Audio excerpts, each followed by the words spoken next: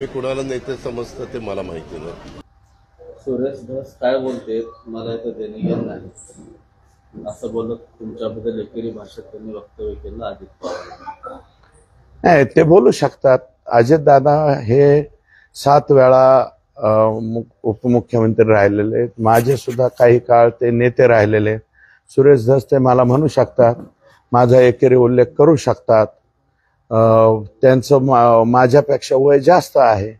अजितदादाचं something 65च्या आसपास वय आहे, माझं 54च वय आहे.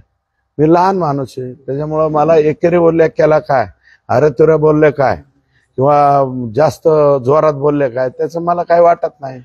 मी त्यांच्या बरोबर असताना बोललेले.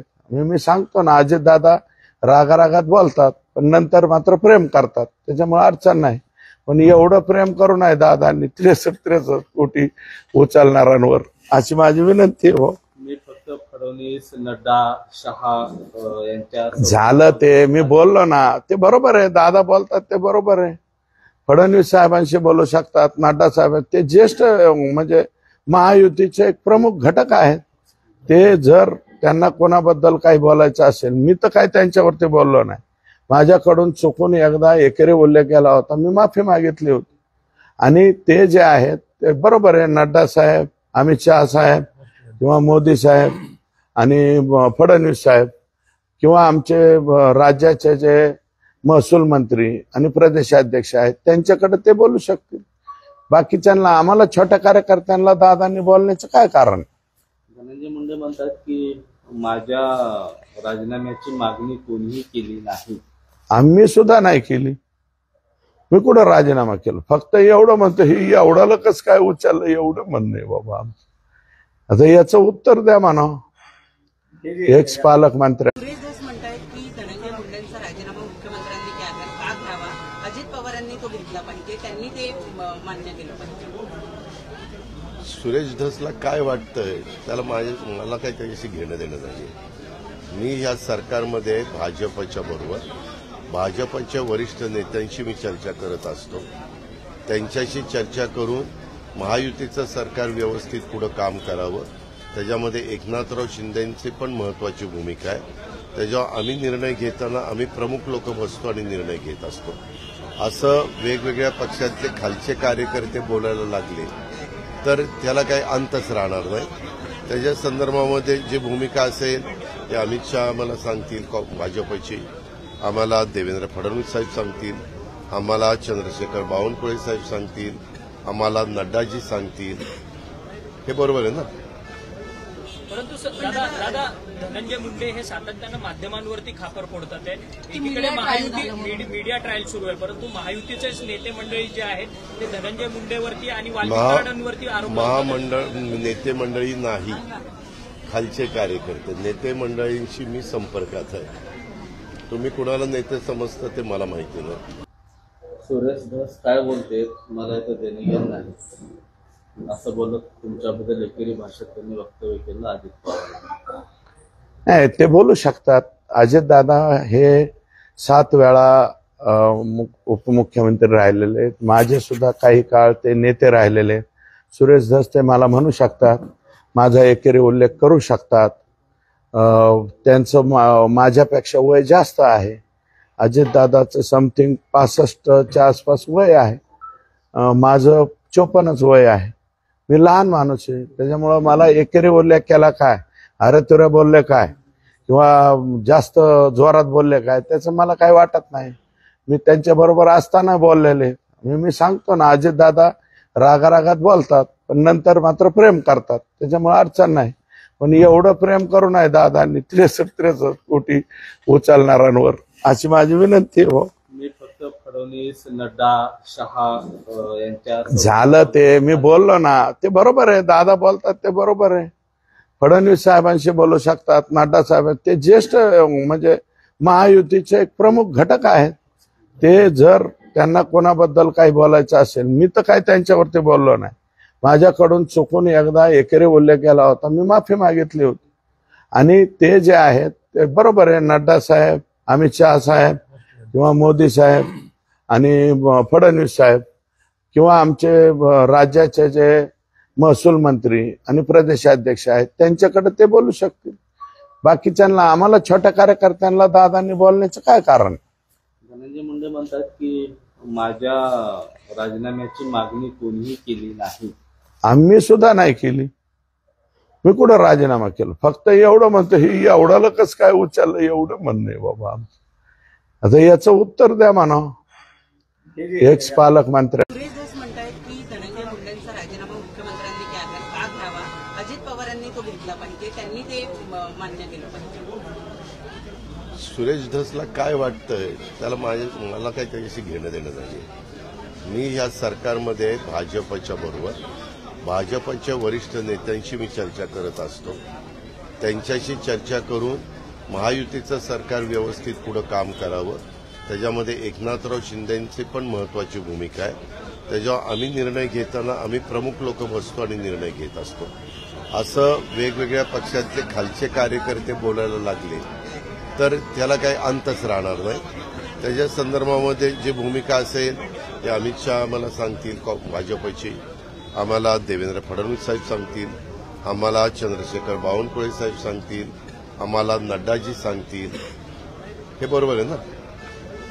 परंतु दादा धनंजय मुंडे हे सातत्यानं माध्यमांवरती खापर फोडतात. एकीकडे महायुती मीडिया ट्रायल सुरू आहे, परंतु महायुतीचे नेते मंडळी जे आहेत ते धनंजय मुंडेवरती आणि वाल्मिकांवरती आरोप महामंडळ नेते मंडळी नाही, खालचे कार्यकर्ते. नेते मंडळींशी मी संपर्कात आहे. तुम्ही कुणाला नेते समजता ते मला माहिती नाही. सुरेश धस काय बोलते मला तर देणे घेणं नाही असं बोलत तुमच्याबद्दल एकेरी भाषेत त्यांनी वक्तव्य केलं अजित पवार. नाही, ते बोलू शकतात. अजितदादा हे 7 वेळा उपमुख्यमंत्री राहिलेले आहेत. माझे सुद्धा काही काळ ते नेते राहिलेले. सुरेश धस ते मला म्हणू शकतात, माझा एकेरी उल्लेख करू शकतात. त्यांचं माझ्यापेक्षा वय जास्त आहे. अजितदादाचं समथिंग 65च्या आसपास वय आहे. माझं 54च वय आहे. मी लहान माणूस आहे. त्याच्यामुळं मला एकेरी उल्लेख केला काय, अरे तुरे बोलले काय किंवा जास्त जोरात बोलले काय त्याचं मला काही वाटत नाही. मी त्यांच्या बरोबर असताना बोललेले. मी सांगतो ना, अजितदादा रागारागात बोलतात पण नंतर मात्र प्रेम करतात. त्याच्यामुळे अडचण नाही. पण एवढं प्रेम करू नये दादांनी 63 कोटी उचलणाऱ्यांवर, अशी माझी विनंती आहे. हो, मी फक्त फडणवीस, नड्डा, शहा यांच्या झालं ते मी बोललो ना, ते बरोबर आहे. दादा बोलतात ते बरोबर आहे. फडणवीस साहेबांशी बोलू शकतात, नड्डा साहेब ते ज्येष्ठ म्हणजे महायुतीचे एक प्रमुख घटक आहेत. ते जर त्यांना कोणाबद्दल काही बोलायचं असेल, मी तर काही त्यांच्यावरती बोललो नाही.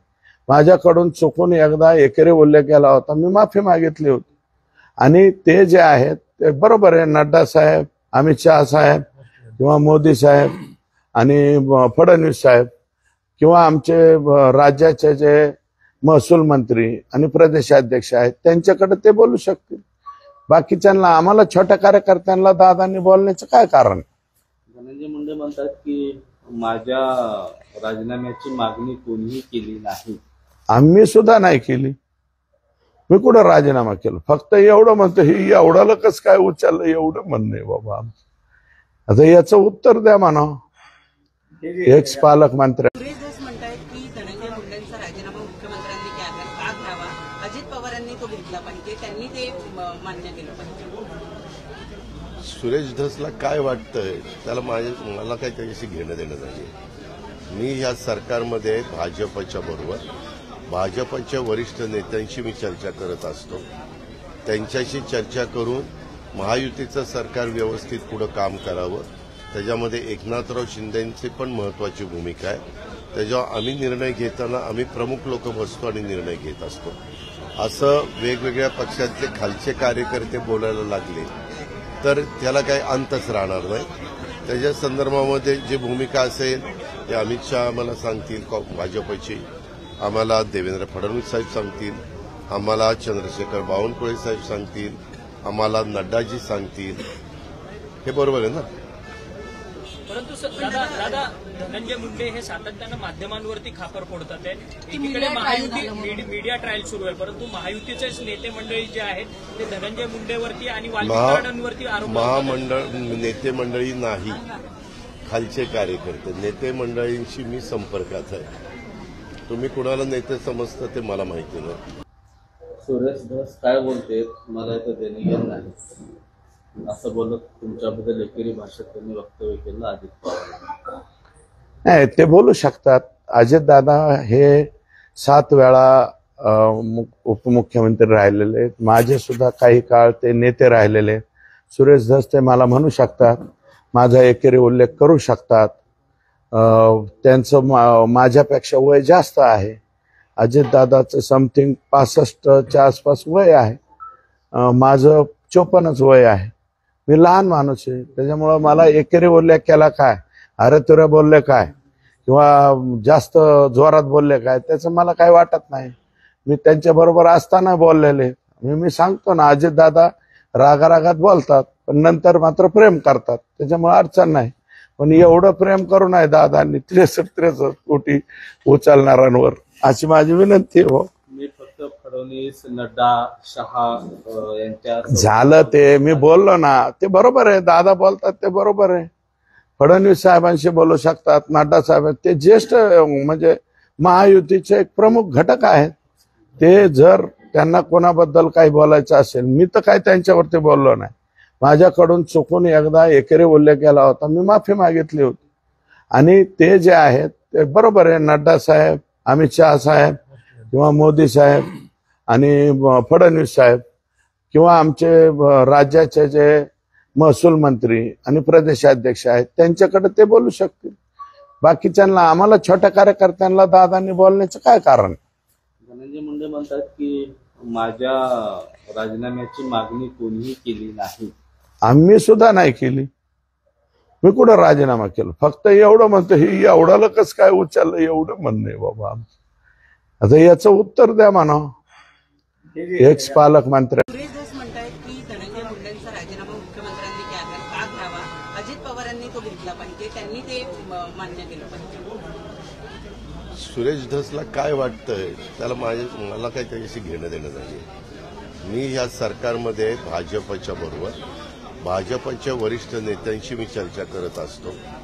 त्यांच्याशी चर्चा करून महायुतीचं सरकार व्यवस्थित पुढं काम करावं, त्याच्यामध्ये एकनाथराव शिंदेंची पण महत्वाची भूमिका आहे. त्याच्यावर आम्ही निर्णय घेताना आम्ही प्रमुख लोक बसतो आणि निर्णय घेत असतो. असं वेगवेगळ्या पक्षातले खालचे कार्यकर्ते बोलायला लागले तर त्याला काही अंतच राहणार नाही.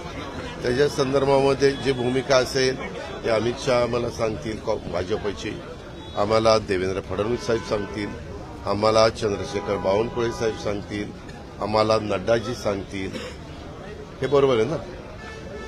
परंतु दादा धनंजय मुंडे हे सातत्यानं माध्यमांवरती खापर फोडतात. एकीकडे महायुती मीडिया ट्रायल सुरू आहे, परंतु महायुतीचे नेते मंडळी जे आहेत ते धनंजय मुंडेवरती आणि वाल्मिकांवरती आरोप महामंडळ नेते मंडळी नाही, खालचे कार्यकर्ते नेते मंडळींशी मी संपर्कात आहे.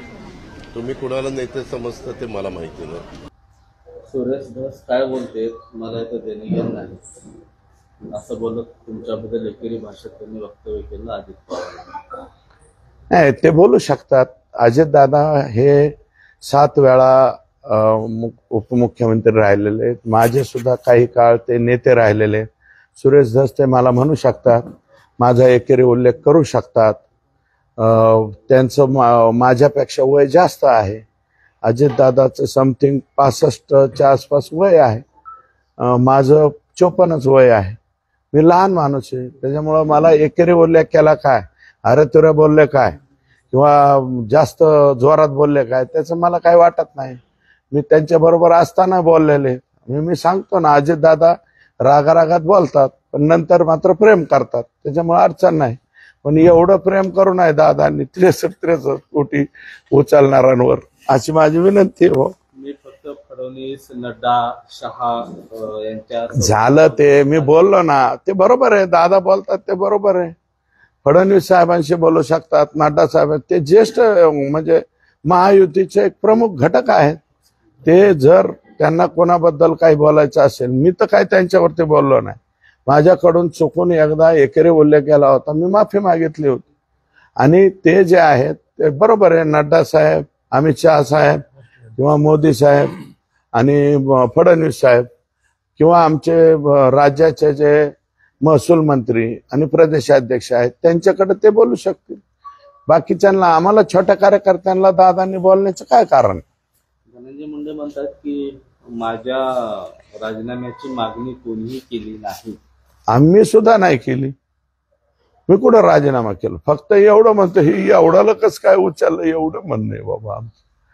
आता याचं उत्तर द्या म्हणा एक्स पालकमंत्री. सुरेश धस म्हणतायत की धनंजय मुंडेंचा राजीनामा मुख्यमंत्र्यांनी का घ्यावा, अजित पवारांनी तो घेतला पाहिजे, त्यांनी ते मान्य केलं पाहिजे. सुरेश धसला काय वाटतंय त्याला मला काही त्याच्याशी घेणं देणं नाही. मी या सरकारमध्ये भाजपच्या बरोबर भाजपच्या वरिष्ठ नेत्यांशी मी चर्चा करत असतो. त्यांच्याशी चर्चा करून महायुतीचं सरकार व्यवस्थित पुढं काम करावं, त्याच्यामध्ये एकनाथराव शिंदेंची पण महत्वाची भूमिका आहे. त्याच्यावर आम्ही